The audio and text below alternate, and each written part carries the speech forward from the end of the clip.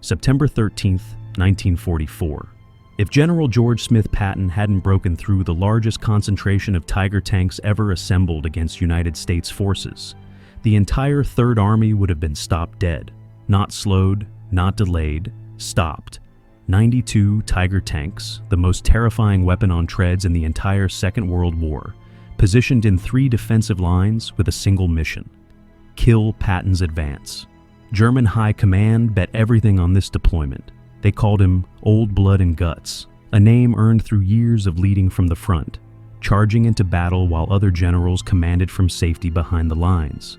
Now, George Smith Patton faced the ultimate test. 92 Tigers meant potential destruction of nearly 400 Sherman tanks and over 1,500 American lives. The math was brutal. One Tiger killed 4 Shermans on average. On paper, this should have been a massacre. On paper, Patton should have been forced to retreat. He didn't retreat.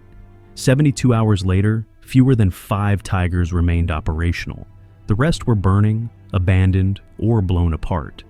And the man who helped make it possible wasn't a general or a West Point graduate. He was a 23-year-old mechanic from Cleveland named Eddie Kowalski, who saw what no one else could see. This is how Old Blood and Guts won the impossible battle. To understand the crisis facing George Smith Patton in September 1944, you need to understand how desperate Germany had become. The Allied invasion at Normandy on June 6th had cracked Fortress Europe wide open. But it was what happened after Normandy that truly terrified German commanders. For weeks, the fighting in the hedgerow country was a grinding stalemate. Then Operation Cobra on July 25th blew a massive hole in German lines, and through that hole poured the most aggressive armored force in the Allied arsenal, Patton's Third Army. General George Smith Patton didn't just advance. He exploded across France. His tank columns covered 30 miles in a day, then 50 miles in a day, distances German planners considered impossible. Towns that were supposed to hold for weeks fell in hours. By mid-August, Paris was liberated, and Old Blood and Guts kept pushing east toward the German border itself. Moving so fast his own supply lines could barely keep up. The speed was unprecedented. Or German commanders who had fought the Soviets said Patton's advance was faster and more disorienting than anything the Russians had ever achieved. In August alone, Germany lost over 300,000 men, killed, wounded, or captured in France. Thousands of tanks and guns simply ceased to exist. General George Smith Patton had captured more territory in 2 weeks than the entire Allied force had taken in the 2 months since D-Day. Something had to be done. Something dramatic. The German generals needed a weapon that could stop Patton's armor cold. They needed the Tiger. The Tiger tank was a 56-ton monster carrying an 88mm cannon that could punch through a Sherman like a fist through wet cardboard from over a mile away. At that range, the Sherman's 75mm gun couldn't even scratch the Tiger's front armor. But Old Blood and Guts was about to change everything because of what one man discovered. Eddie Kowalski was a former auto mechanic who fixed Chevrolets at his uncle's garage in Cleveland before the war. He could rebuild a transmission blindfolded. He knew engines the way a surgeon knows the human heart. When he enlisted the day after his 22nd birthday in 1943, instructors noticed Eddie could diagnose engine problems by sound alone. He could tell you what was wrong with a tank engine from 50 feet away just by listening. Eddie had seen Tigers for the first time near Mortain in early August, when Germany launched their desperate counterattack. He watched from 800 yards as a single Tiger destroyed 3 Shermans from his company in less than 2 minutes. Crews burned alive. Eddie's tank survived only because his commander ordered retreat before the Tiger could traverse its turret to their position.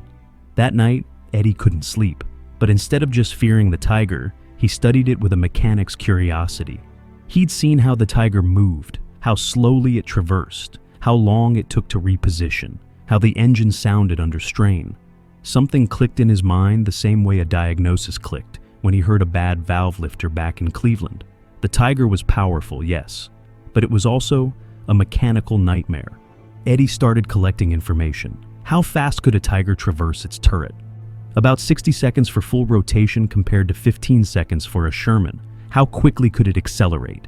Barely at all. The Tiger went from 0 to top speed like a freight train. What happened on soft ground? It sank. Its ground pressure was enormous. Where was the armor weakest? The sides were about 80 millimeters, less than half the frontal armor. The rear was even thinner. Eddie wrote everything in a small notebook he carried in his coveralls. When this information reached Captain Robert Hayes, Hayes didn't laugh. He took Eddie's notebook directly to Battalion Command. And Battalion took it to 3rd Army Headquarters, because what Eddie Kowalski had done without any formal training was confirm what General George Smith Patton had been preaching for months. The Tiger could be beaten not by building a better tank, all but by understanding its mechanical weaknesses and exploiting them ruthlessly. Some officers wanted to dismiss it entirely. One colonel reportedly said if they needed a grease monkey to tell them how to fight, they might as well surrender. But Patton was different. George Smith. Patton understood that war is not won by credentials. It is won by knowledge applied at the right moment.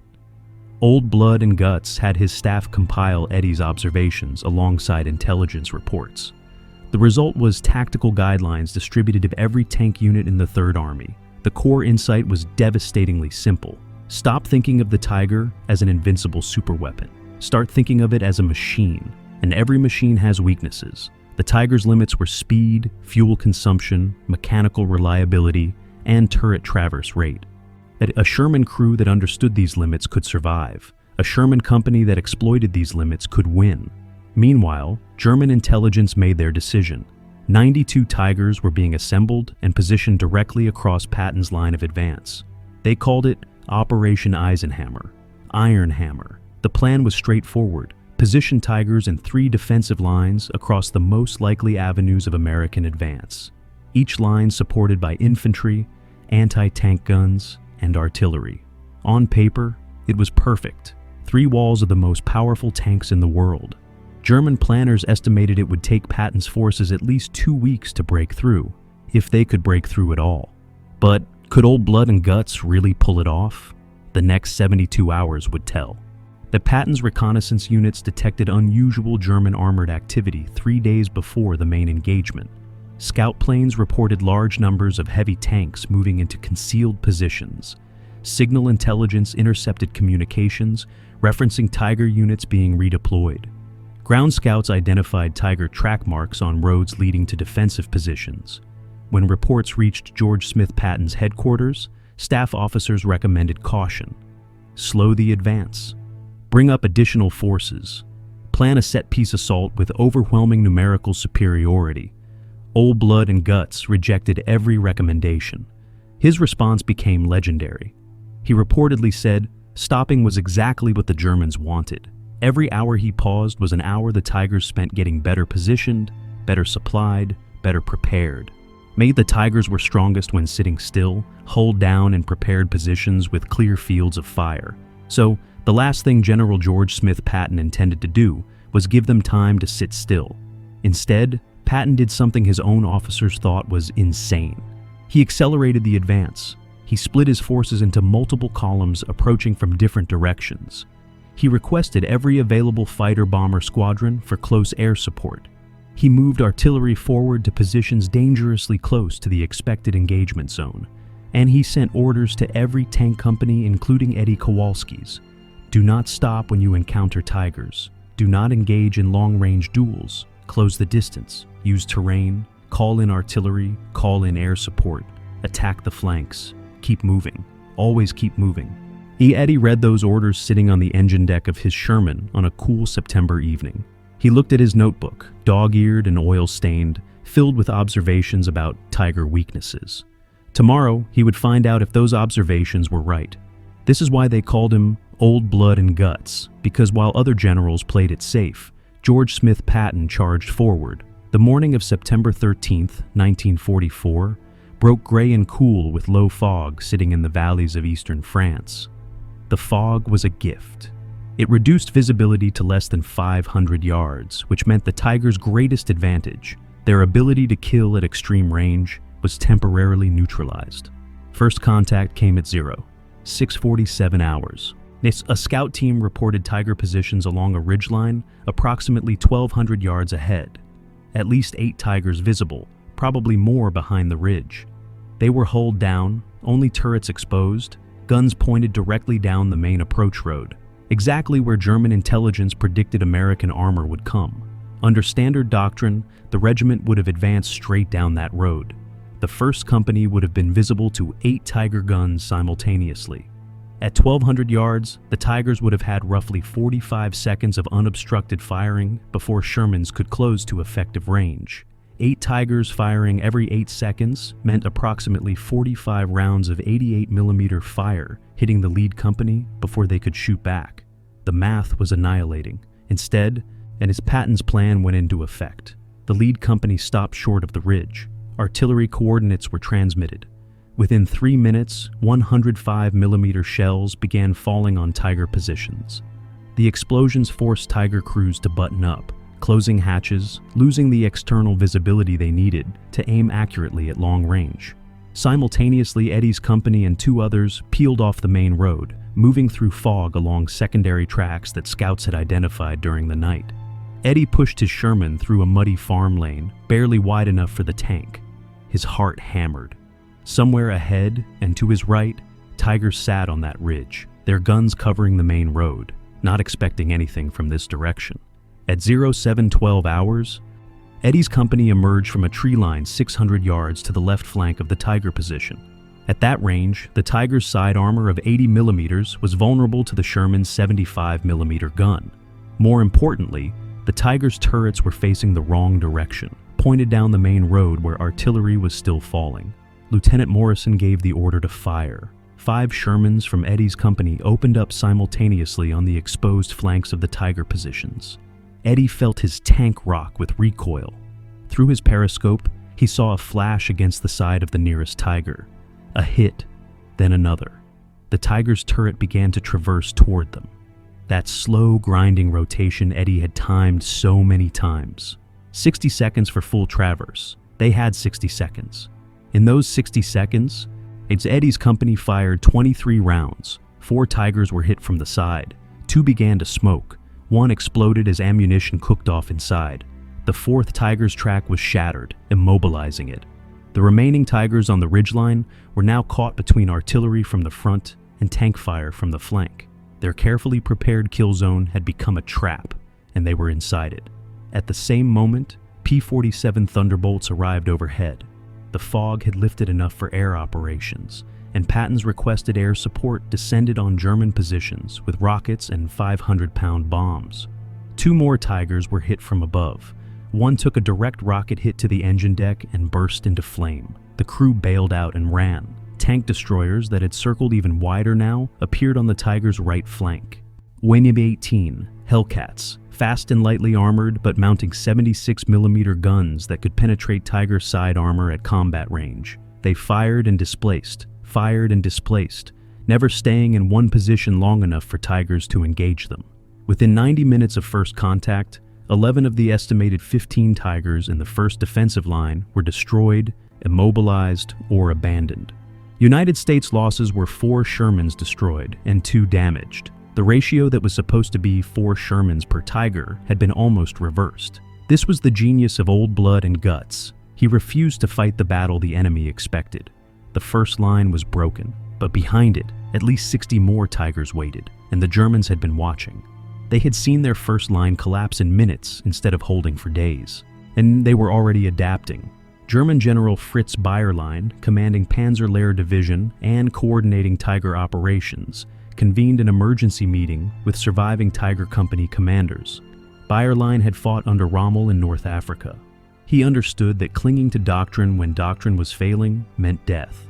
Intercepted radio traffic told Bayerlein exactly what the United States forces were doing: combined arms coordination, flanking maneuvers against Tiger side armor, artillery suppression, airstrikes on exposed positions.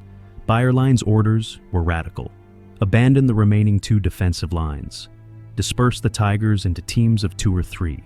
Move them into villages, forests, and urban areas where American air power could not operate effectively. Fight at close range, ambush, and withdraw. Never stay in one position longer than 30 minutes. Use the Tiger's massive gun, not at long range where flanking was possible, but at point-blank range inside towns where a single shot down a narrow street could destroy multiple vehicles. Within 12 hours, the remaining 60 operational Tigers had vanished from their defensive positions. American scouts reported the second and third lines abandoned. For a brief moment, United States commanders thought the Germans were retreating. They were wrong. The first ambush came at the village of Montclair. A column of 6 Shermans from Charlie Company advanced through the village's main street. The lead Sherman reached the village square. A Tiger was hidden inside a partially collapsed barn, its gun barrel protruding just 3 feet past the rubble. Range was 80 yards. At 80 yards, the 88mm round went through the front armor of the lead Sherman, through the engine compartment, and out the back plate. The Sherman behind it took a round through the turret before the crew even identified where the shot came from. The Tiger reversed out of the barn and disappeared down an alley. 2 Shermans destroyed in 45 seconds. 0 damage to the Tiger. 3 more ambushes followed that afternoon. By evening, 8 American tanks were destroyed and 3 damaged. No Tigers lost. The combined arms approach that had worked so brilliantly against the first defensive line was useless in close terrain where every advantage belonged to the ambusher. But then, something happened that changed everything. Or George Smith Patton himself sent a response over the command net in clear language that every radio operator in the regiment could hear. Tigers hiding in villages means Tigers have abandoned open ground. They gave up their defensive lines. They are reacting to us. We do not stop because the enemy adapts. We adapt faster. This is why they called him Old Blood and Guts. Where other commanders saw setbacks, Patton saw opportunity. New orders arrived within the hour. Patton's staff had analyzed the ambush pattern in real time. Tigers in villages needed narrow streets and buildings for concealment. They operated in pairs or threes. They fired and withdrew. The weakness was movement. A Tiger reversing through a village was slow, loud, and visible. It couldn't hide once it fired. And it couldn't reposition faster than radio could transmit its location. The new plan was devastatingly simple. Every infantry squad advancing through a village would carry smoke grenades and handheld radios. Upon Tiger contact, infantry would immediately pop smoke to obscure the Tiger's sightline and radio the exact position. Tank destroyers would not enter the village. They would be pre-positioned at every exit road, waiting. Artillery would fire white phosphorus rounds to mark the Tiger's location from above. And 47s would orbit overhead to track any Tiger attempting to withdraw and hit it once it reached open ground. The Americans were turning every village into a trap. If a Tiger fired from inside a town, it revealed itself. Smoke cut its vision. Tank destroyers blocked escape routes. Aircraft tracked it from above. That the ambush predator became the ambush prey. General George Smith Patton had just turned the Germans' own tactic against them. September 15th, the village of Saint-Aubin-le-Petit. United States intelligence had identified probable Tiger positions based on track marks and a report from a French farmer who had watched 2 Tigers drive into barns the previous night. Infantry from Baker Company entered the village from the west at 0530 hours. Tank destroyers from the 704th Tank Destroyer Battalion positioned at every road leading out. 4 vehicles, 4 exits, no escape. Artillery registered on the village square. P-47s on standby at 8,000 feet. Eddie's Sherman and 3 others waited 400 yards west of the village. They were bait. Their job was to advance slowly along the main road, presenting exactly the kind of target that Tiger ambush crews couldn't resist. At 0614 hours, Eddie's Sherman reached the first buildings. The street narrowed. Walls rose on both sides.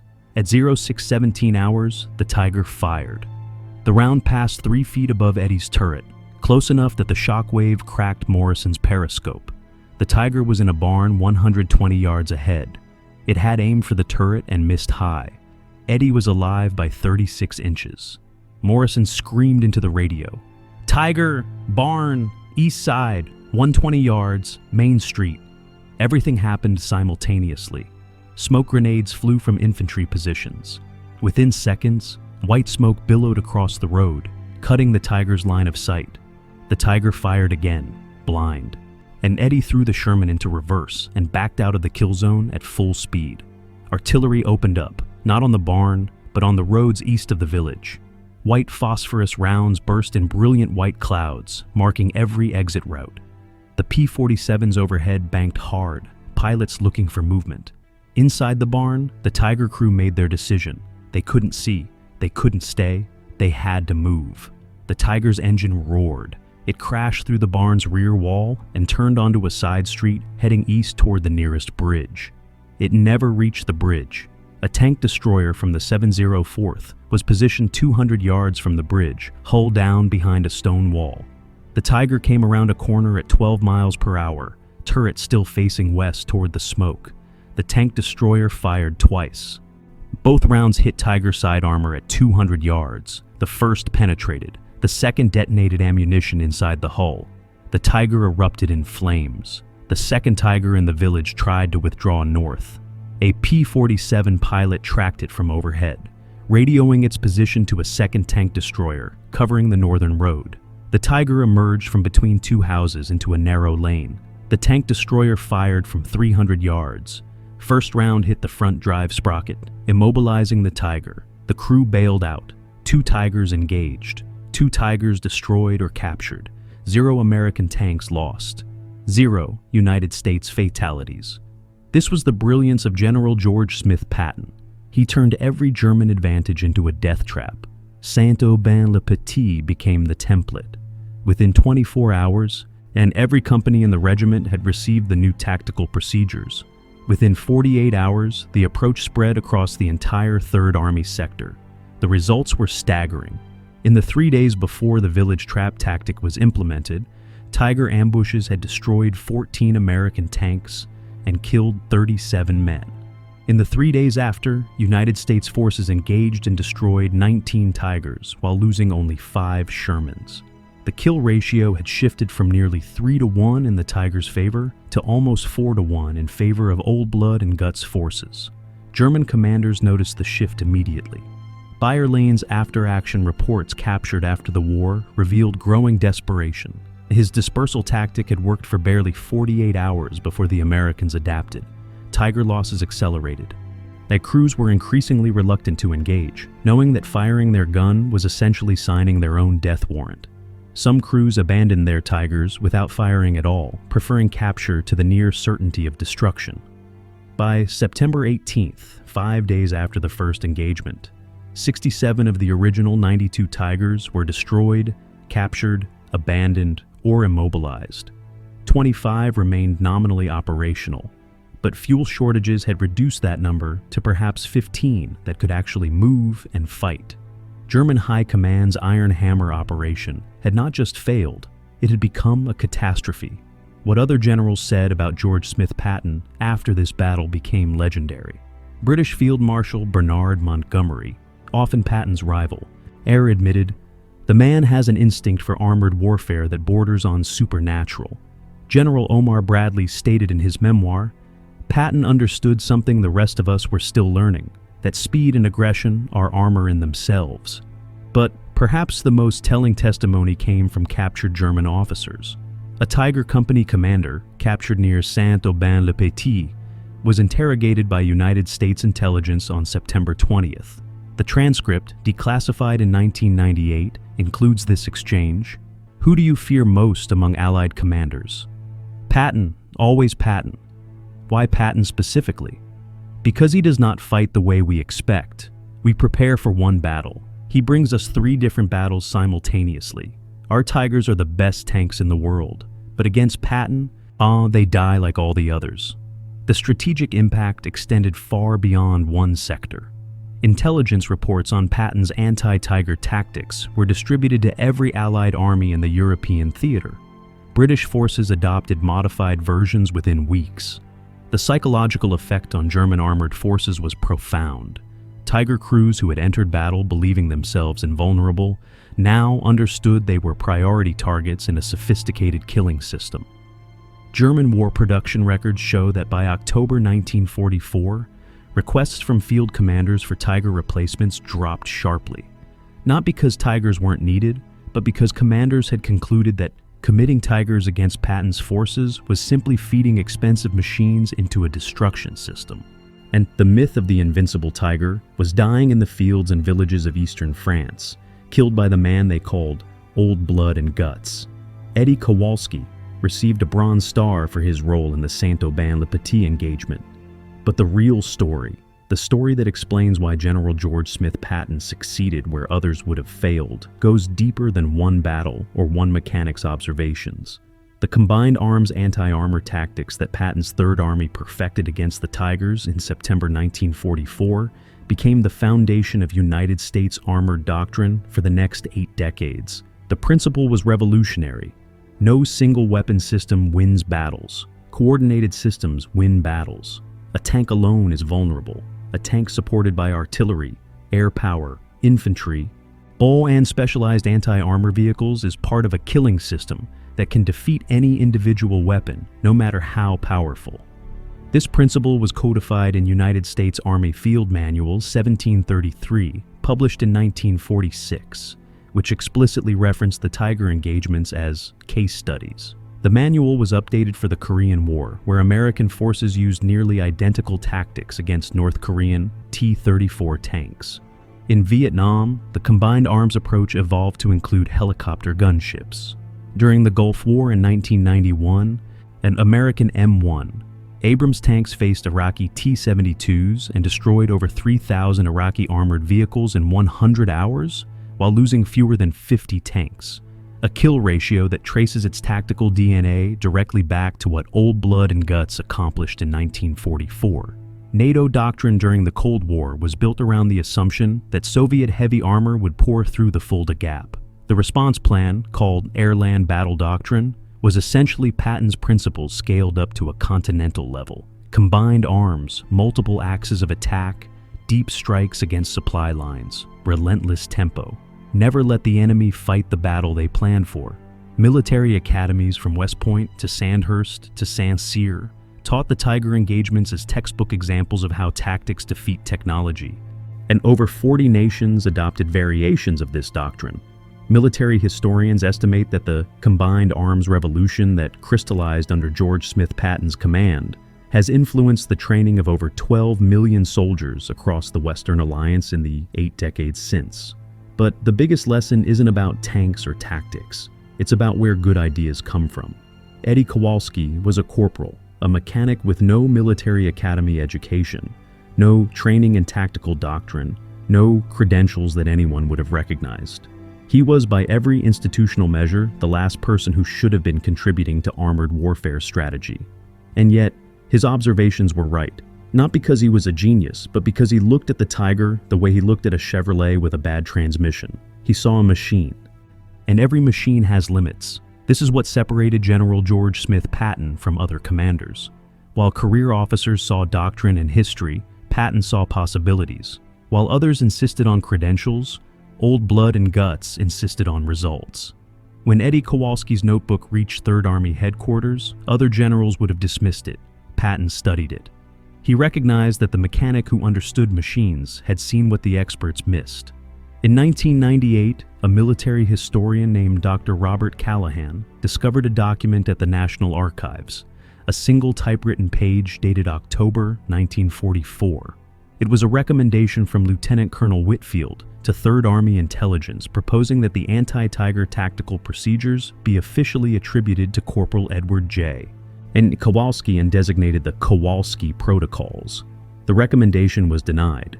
Third Army staff decided that attributing tactical doctrine to an enlisted mechanic would undermine commissioned officer authority. The bulletin was published anonymously. For over 50 years, nobody knew that the most influential piece of anti-armor tactical guidance produced by the American military in World War II was written by a corporal from Cleveland. Eddie Kowalski received a Bronze Star, fought through the Battle of the Bulge, where he was wounded and medically discharged in March 1945. He went home to Cleveland, married, raised 3 children, and never talked about the war. He died in 1991 at age 70. His children had no idea their father had helped reshape how the United States military fights armored battles to this day. In 2003, the Association of the United States Army published Dr. Callahan's research. For the first time, the name Edward Kowalski was publicly connected to the anti-Tiger tactics. A ceremony was held at the Army Heritage Center. Eddie's son Thomas accepted a posthumous commendation. Thomas later told a reporter, "Dad always said he was just a mechanic who got lucky. He never thought he did anything special." But General George Smith Patton knew better. Old Blood and Guts understood that the most dangerous weapon in any army isn't the biggest tank or most powerful gun. It's the person who looks at an impossible problem and sees it differently than everyone else. And 92 Tiger tanks were sent to stop Patton. Fewer than 5 survived. Not because the Sherman was better, not because the United States had more factories. They were destroyed because a mechanic who never read a tactical manual understood something that generals with decades of experience had missed. Every machine breaks, every weapon has limits, and the side that finds those limits first wins the war. And they were destroyed because General George Smith Patton, the man they called Old Blood and Guts, refused to fight the way the enemy expected. He adapted faster, he attacked harder, he turned his enemy's greatest strength into their fatal weakness. This is why George Smith Patton became a legend. This is why the United States military still studies his operations today. This is why when the impossible needed to be done, they sent Old Blood and Guts. The Tigers are gone. The Shermans are in museums. But the legacy of General George Smith Patton lives on in every armored unit, every combined arms operation, every time audacity defeats overwhelming force. That's how wars are won. That's how legends are born. And that's why they called him Old Blood and Guts. If this story of how General George Smith Patton destroyed 92 Tigers in 72 hours moved you, hit subscribe. We're bringing you more untold moments from the greatest combat commander in history. The man who proved that genius, courage, and relentless aggression can overcome any enemy. This is the legend of Old Blood and Guts, and the legend never dies.